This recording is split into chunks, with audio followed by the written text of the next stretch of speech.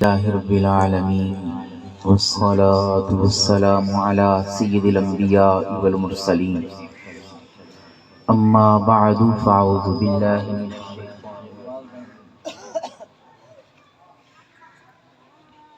بسم الله الرحمن الرحيم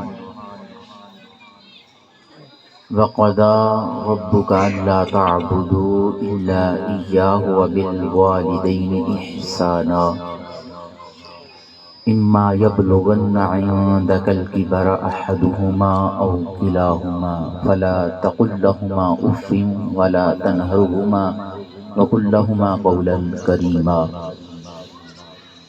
واخفض لهما جناح الذل من الرحمة وقل رب ارحمهما كما ربياني صغيرا آمنت بالله صدق الله العظيم وصدق رسوله النبي الكريم الأمين إن الله وملائكته يصلون على النبي يا أيها الذين آمنوا صلوا عليه وسلموا تسليما بآواز بلند بحضور سرور کونین گلہائے عقیدت بصورت درود و سلام پیش کریں، کوئی زبان خاموش نہ رہے، مل کے جتنی آواز کوئی لگا سکتا ہے لگا کے کملی والے کو راضی کرے۔ الصلاۃ والسلام علیک یا سیدی یا رسول اللہ، الصلاۃ والسلام علیک یا سیدی یا حبیب اللہ،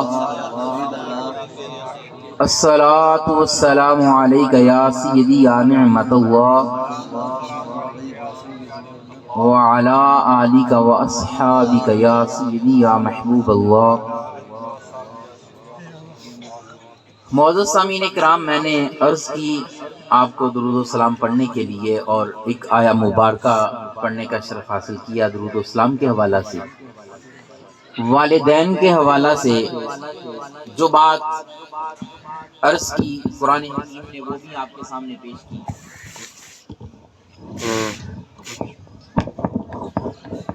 درود و سلام کے لیے جب عرض کیا تو آپ کے چہرے میں دیکھ رہا ہوں، آپ بیگانے سے نظر آتے ہیں، جیسے کوئی یہ کام اجنبی ہے، ہمارا ہے نہیں، مگر اللہ نے تو ہمیں حکم دیا ہے۔ اللہ تعالیٰ نے فرمایا بے شک اللہ اور اس کے ملائکہ نبی رحمت پر درود بھیجتے ہیں، ایمان والو تم درود بھی بھیجو اور سلام بھی بھیجو۔ اگر سینے میں ایمان رکھتے ہیں تو سمجھ جاؤ حکم ہمیں ہے۔ اور فقہا فرماتے ہیں کہ جب یہ آیہ مبارکہ پڑھی جائے تو ایک بار تو پڑھنا واجب ہو جاتا ہے، تو زبان کھول کے پڑھا کریں اور محبت سے پڑھا کریں۔ اسی ضمن میں دو نایاب موتی آپ کے سماعتوں کی نظر کرتے ہوئے آگے بڑھوں گا۔ نبی سرور علیہ السلام فرمایا کہ جو شخص میری بارگاہ میں درود پڑھتا ہے اللہ اسے 10 نیکیاں عطا فرماتا ہے اور 10 درجے بلند فرماتا ہے اور 10 گناہ معاف کر دیتا ہے۔ ذرا توجہ تو کرو، درود ایک بار ہم نے پڑھا، اللہ نے 10 بار رحمت کی نگاہ فرمائی۔ اور دوسری حدیث پاک بڑی خوبصورت ہے، انتہائی خوبصورت ہے، انتہائی خوبصورت ہے۔ سنن ابی داؤد شریف کتاب کا نام ہے اور اس میں کتاب المناسک باب زیارت القبور، اس کی پہلی اس باب کی حدیث پاک ہے۔ جناب سیدنا ابو ہریرہ رضی اللہ تعالیٰ عنہ آپ فرماتے ہیں نبی سرور علیہ السلام فرمایا کہ جب بندہ مومن مجھ پہ سلام پڑھتا ہے، بندہ مومن مجھ پہ، ذرا یک زباں ہو کے کہو، بندہ مومن مجھ پہ سلام پڑھتا ہے میرا رب مجھے متوجہ فرما دیتا ہے، میں خود جواب دیتا ہوں۔ اب امتی یہ حدیث پاک کا حوالہ میں نے آپ کے حوالے کر دیا، ذوق بنے تو یہ کتاب ضرور اٹھائیں اور اس حدیث پاک کی زیارت فرمائیں، لطف تو بالا ہوگا۔ اور میں 2-4 لفظ اس پہ یہ بھی عرض کر دوں کہ سلام و دعا کا مطلب گولوی صاحب کبھی سمجھیں، میں اور آپ ایک دوسرے کو سلام دعا کرتے ہیں تو مطلب یہ ہوتا ہے کہ آپ سلامت رہیں، سلام کرنے والا یہ کہتا ہے کہ آپ کا خاندان سلامت رہے، آپ کی شان سلامت رہے، آپ کی آن بان سلامت رہے۔ جواباً سننے والا بھی یہ کہتا ہے کہ آپ بھی سلامت رہیں، آپ کا خاندان سلامت رہے، آپ کی شان سلامت رہے۔ اور ہم جو سلام و دعا کرتے ہیں اپنی طاقت سے، سلام و دعا کرتے ہیں اپنی طاقت سے، اور اللہ کے دوستوں کی بارگاہ میں سلام عرض کریں گے تو وہ اپنی طاقت سے جواب دیں گے، اور اللہ کے نبیوں کو سلام کریں گے تو اللہ نے جو ان کو طاقتیں دی ہیں اس حساب سے جواب دیں گے۔ اور جب سید الانبیاء امام الانبیاء کی بارگاہ میں عرض کریں گے یا سیدی یا رسول اللہ آپ کی بارگاہ میں سلام عرض کرتے ہیں، وہاں سے جواب آئے گا امتی تو سلامت رہے، تیری شان سلامت رہے، تیرا خاندان سلامت رہے۔ وہاں سے جب جواب آئے گا تو کائنات کی کوئی طاقت ہے جو گرا سکے، کیونکہ یہ وہ بارگاہ ہے جن کے لیے اللہ نے قرآن حکیم میں فرمایا ہے اِنَّا أَعْطَيْنَاكَ الْكَوْثَرَ، محبوب ہم نے آپ کو خیر کثیر عطا کیا، ہم نے آپ کو خیر کثیر عطا کیا۔ تو درود و سلام کا نذرانہ بار دیگر محبت کے ساتھ پیش کریں، اور جب بھی کہا جائے تو پورا لطف لے کے، سرور لے کے، عاشقوں والا درود و سلام پڑھا کریں۔ الصلاۃ والسلام علیک یا سیدی یا رسول اللہ، الصلاۃ والسلام علیک یا سیدی یا حبیب اللہ، الصلاۃ والسلام علیک یا سیدی یا نعمت اللہ، الصلاۃ والسلام علیک یا سیدی یا محبوب اللہ۔ قرآن حکیم فرقان مجید کی دامن میں اللہ نے والدین کے متعلق جگہ جگہ اعلان فرمایا ہے۔ یہ سورہ بنی اسرائیل کے دامن سے چند آیتیں تلاوت کی ہیں، اس کے ضمن میں چند باتیں آپ کی سماعتوں کی نظر کروں گا۔ دعا ہے اللہ تعالیٰ مجھے حق بیان کرنے کی توفیق عطا فرمائے اور ہم سب کو حق سمجھ کر عمل پیرا رہنے کی توفیق عطا فرمائے۔ رب قدوس نے ارشاد فرمایا وَقَضَىٰ رَبُّكَ أَلَّا تَعْبُدُوا إِلَّا إِيَّاهُ وَبِالْوَالِدَيْنِ إِحْسَانًا، فیصلہ ہو چکا عبادت فقط اللہ کے لیے، عبادت فقط اللہ کے لیے۔ وَقَضَىٰ رَبُّكَ أَلَّا تَعْبُدُوا إِلَّا إِيَّاهُ، اللہ نے بالکل مکمل فیصلہ فرما دیا، عبادت کسی اور کے لیے ہو ہی نہیں سکتی، عبادت فقط اللہ کے لیے، عبادت فقط اللہ کے لیے۔ اور حسن سلوک والدین کے لیے، حسن سلوک بولنا حسن سلوک والدین کے لیے۔ اور کب اما یبلغن عندک الکبر احدہما او کلاہما، فرمایا جب یہ بڑھاپے میں دونوں تیرے پاس پہنچ جائیں یا ایک ہو، دونوں میں سے، ان کے ساتھ حسن سلوک کر، اور ان کے ساتھ جھگڑا نہ کر، ان کے ساتھ جھگڑا نہ کر، اور جھگڑا اتنا بھی نہیں ہونا چاہیے کہ ان کی بارگاہ میں اف تک بھی نہیں کہنا، ماں باپ کی بارگاہ میں اف تک بھی نہیں کہنا۔ آج تو لوگ گالی گلوچ دیتے ہیں، کتنے دیکھے ہیں کہ جو والد کو جوتے تک مارتے نظر آئے ہیں اور والدین کو ذلیل کرتے نظر آئے ہیں، مگر رب قدوس نے فرمایا یہ ہے کہ والدین کی میں سے کوئی ایک یا دونوں آ جائیں تو اف نہیں کہنا۔ اف، مفسرین نے کہا کہ اف ہے کیا؟ کہا کہ جسم پر مٹی پڑ جائے اور اس مٹی کو صاف کرنے کے لیے آپ پھونکیں، اور پھونکنے کے دوران جو آواز پیدا ہو اسے اف کہتے ہیں۔ غصے کی عالم میں، تنگی کے عالم میں والدین کی بارگاہ میں کھڑے ہو کر اتنا لفظ بھی نہیں بولنا، اتنی آواز بھی تیری نہ نکلے والدین کے سامنے۔ اور جب بھی تو بات کرے تو کرم والی بات کرے، کیا جب بات کرے تو کرم والی، مہربانی والی بات کرے۔ اور پھر اور بڑی جو رب ذوالجلال نے بات فرمائی وہ فرمایا وَخْفِضْ لَهُمَا جَنَاحَ الذُّلِّ مِنَ الرَّحْمَةِ، ان دونوں کے لیے جب تو حاضر ہو تو تیرے بازو تیرے جسم کے ساتھ بندھے ہوئے ہونے چاہیے، اٹھے ہوئے نہیں ہونے چاہیے۔ جناح الذل کہتے ہیں جب پرندہ پرواز کر رہا ہو اور وہ اپنے آپ کو روکنا چاہے تو روکنے کے لیے جب پروں کو اپنے جسم کے ساتھ سکیڑ لیتا ہے اس کو جناح الذل کہتے ہیں۔ تو رب قدوس نے فرمایا ہے بندے جب تو اپنے والدین کی بارگاہ میں حاضر ہو تو تیرے ہاتھ جسم کے ساتھ جو جڑے ہوئے ہونے چاہیے. آداب والدین قرآن حکیم نے یوں سکھایا.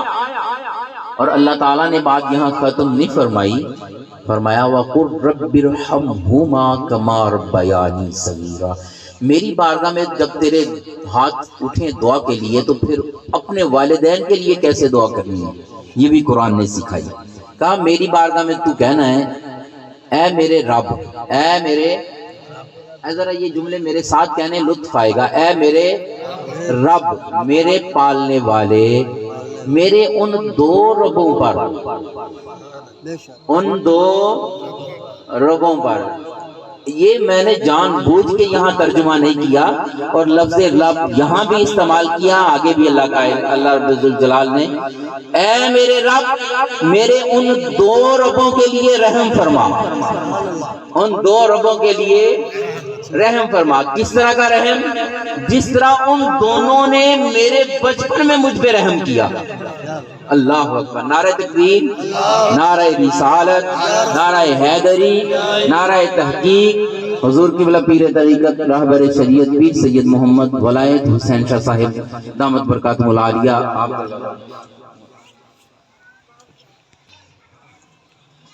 میں عرض کر رہا تھا کہ رب قدوس نے اپنے لیے بھی رب فرمایا اور والدین کے لیے بھی رب فرمایا. یہ کوئی ڈھکی چھپی بات نہیں کر رہا. قبلہ سید صاحب تشریف فرما ہو گئے ہیں اور میں عرض کرتا ہوں کہ رب قدوس نے والدین کے لیے کتنا اہتمام فرمایا. اچھا پھر ان دونوں جگہ پر معنی ذرا مختلف ہیں. وہ کیا؟ حقیقی طور پر پالنے والا کون ہے؟ بولنا حقیقی طور پر پالنے والا کون ہے؟ اللہ. اور مجازی طور پر پالنے کی طاقت اللہ نے کسے دی ہے؟ والدین کو. کسے دی ہے؟ والدین کو. حقیقی طور پر اللہ پالتا ہے، مجازی طور پر اللہ نے پالنے کی طاقت والدین کو دی ہے، اللہ نے دی ہے. اور اللہ نے ہی والدین کو رب کہا ہے. اور رب کہتے کسے ہیں؟ جو درجہ بدرجہ کسی چیز کو بڑا کرے. اب دیکھیے جب ہم پیدا ہوتے ہیں سوائے رونے کے کچھ نہیں آتا. رونا کون سکھاتا ہے؟ اللہ. رونا کون سکھاتا ہے؟ اللہ. اچھا یار انسان کے بچے کی بھی عجیب طبیعت ہے. ذرا دیکھیں جانوروں کے بچوں کو ذرا توجہ کریں تو عجیب نظر آتا ہے. اب بھینس کے بچے کو گوشت ڈالیں پیدا ہوتے ہی تو وہ کھائے گا؟ نہیں کھائے گا. گائے کے بچے کو گوشت ڈالیں کھائے گا؟ اسے چارہ ڈالیں تو ہی کھائے گا، چارہ ڈالیں تو ہی کھائے گا. شیر کے بچے کو چارہ ڈالیں، پیدا ہوتے ہی شیر کے بچے کو چارہ ڈالیں کھائے گا؟ اسے گوشت ڈالیں گے تو وہ. جانوروں کے بچوں کو بھی یہ پتا ہے کہ میں نے کیا کھانا ہے، مگر انسان کے بچے کو تو یہ بھی تمیز نہیں ہوتی، جو آتا ہے منہ میں ڈالتے چلے جاتا ہے. ایسا ہے یا نہیں؟ بولو. انسان کے بچے کو یہ تمیز بھی نہیں ہوتی، جو کچھ اس کے ہاتھ میں ہے، اچھا ہے برا ہے. قبلہ سید صاحب اچھا ہے برا ہے وہ کیسا ہے، مگر اللہ جسے اپنے بندوں کو جو عطا کر دے، اپنے بندوں کو جو انسانوں میں اپنے بندوں کو جو عطا کر دے، انہیں بھی پتا ہوتا ہے کہ میں نے کیا کیا منہ میں ڈالنا ہے. اس کی ایک مثال اشارے کے طور پر دے کر میں مائک انشاءاللہ آگے پیش کرنا چاہوں گا. قبلہ سید صاحب کی بارگاہ میں قرآن حکیم کے دامن میں موجود ہے جناب سیدنا موسیٰ کلیم اللہ علیہ نبی جینا و علیہ السلام پیدا ہوئے ہیں. زمانے میں ایک ڈگر چل رہی ہے کہ پیدا ہوتے ہی بچے کو ذبح کر دیا جاتا ہے. آپ کی اماں جان پریشان ہو گئی تو ہاتف غیبی سے آواز آئی پریشان نہ ہو، صندوق میں ڈال کے دریائے نیل کی موجوں کے حوالے کر دیں، ہم لوٹا کے تیری گود میں رکھ دیں گے. ہم لوٹا کے تیری گود میں اچھا صندوق میں ڈال کر دریائے نیل کی موجوں کے حوالے کیا، یہ تیرتا تیرتا محلے فرعون تک پہنچا تو بی بی آسیہ نے اٹھا لیا، اٹھا کر کہا کہ اللہ اس سے ہمیں عزتیں بخشے گا، اللہ اس سے ہمیں رزق دے گا، ہم اسے پال لیتے ہیں۔ تو اللہ چونکہ مان گئی، اٹھاتے ہی تو پال لیا۔ اب پالنے کے لیے جب آگے بڑھنا چاہا تو سوچا کہ کوئی دائیا ڈھونڈی جائے جو اس بچے کو دودھ پلائے، اس بچے کو۔ اب اس علاقے کی دائیوں کو بلایا گیا، جناب موسیٰ کلیم اللہ منہ نہیں کھولتے، کسی اماں کے منہ دودھ کو منہ نہیں لگاتے، کیونکہ پتا ہے کہ اماں آئیں گی تو لگایا جائے گا۔ اللہ جسے شعور عطا کر دے بچپن میں، وہ جانتے ہیں کہ ہم نے کیا منہ میں ڈالنا ہے کیا نہیں ڈالنا۔ بہت سارے دیگر انسان بھی ایسے نظر آتے ہیں، مگر جیسے ہی آپ کی اماں جان آئی ہیں جھٹ سے آپ نے سینے کے ساتھ لگ کے دودھ پینا شروع کر دیا تو آپ خبر رکھتے تھے۔ مگر ہم جیسے انسانوں کو اگر ہم دیکھیں، بچوں کو یہ شعور بھی نہیں ہوتا کہ منہ میں کیا ڈالنا کیا نہیں ڈالنا، جو آتا ہے منہ میں ڈالتے چلا جاتا ہے۔ اور اس شعور کو، اچھے برے کی تمیز کو پہچان کروانے والا حقیقی طور پر اللہ ہے، مجازی طور پر والدین ہے۔ جیسے بری چیز منہ کی طرف کرتا ہے، اماں کہتی نا نا نا بچے یہ تیرے لیے نقصان دہ ہے۔ جو چیزیں بچے کی عادت ہے، جو چیز ہاتھ میں آئے منہ کی طرف بڑھانا شروع کرتا ہے۔